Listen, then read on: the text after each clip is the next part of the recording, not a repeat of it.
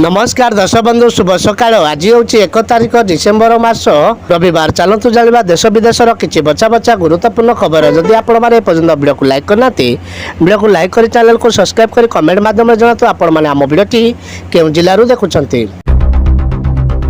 देश में चाषी को 102 खुशी खबर देवे सरकार।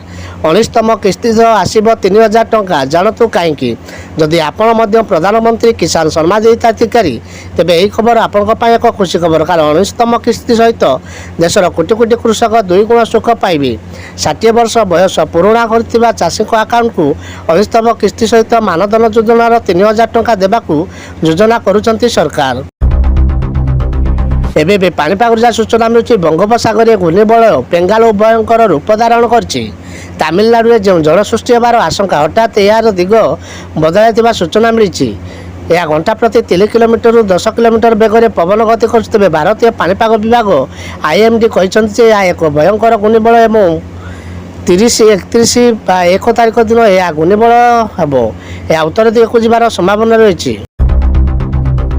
पश्चिमबंग सीमार अटकी आलू गाड़ी ओडिशा रे पड़ा प्रभाव। आलू दर 40 टंका छुईला।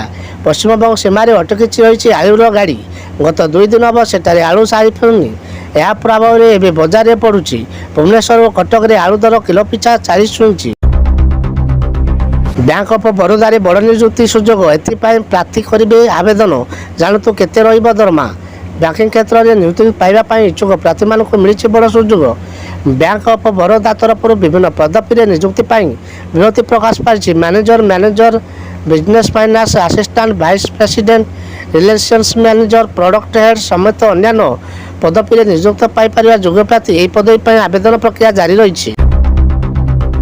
नकली नोट छाप गोदाम रे चढ़ाऊ 4 हेले गिरफ। दिन को दिन बजार में नकली जिनस बिक्री वृद्धि पाइबार लगी। परिवार व्यवहार ठारू आरंभ कर जाली नोट कारोबार वृद्धि पाइबार लगी। इतिमध्य गुजरात अहमदाबाद पुलिस को मिली बड़ सफलता। पुलिस एक स्पेशल ऑपरेशन ग्रुप नकली नोट कारोबार में पर्दाफाश कर संपुक्त 4 जन को पुलिस गिरफ कर 2034 पर्यंत प्रधानमंत्री रहिबे मोदी। पाकिस्तान कला एहीपरि भविष्यवाणी। 2034 पर्यंत मोदी रहिबे प्रधानमंत्री यही भविष्यवाणी करछंती पाकिस्तानी विशेषज्ञ कमर जिमा। से कहते नरेंद्र मोदी 2034 पर्यंत भारत क्षमतारी रहिबे। कारण है प्रभावित राजनीति शैली जार भारतीय लोक को बेस आकृष्ट कर पारिछि।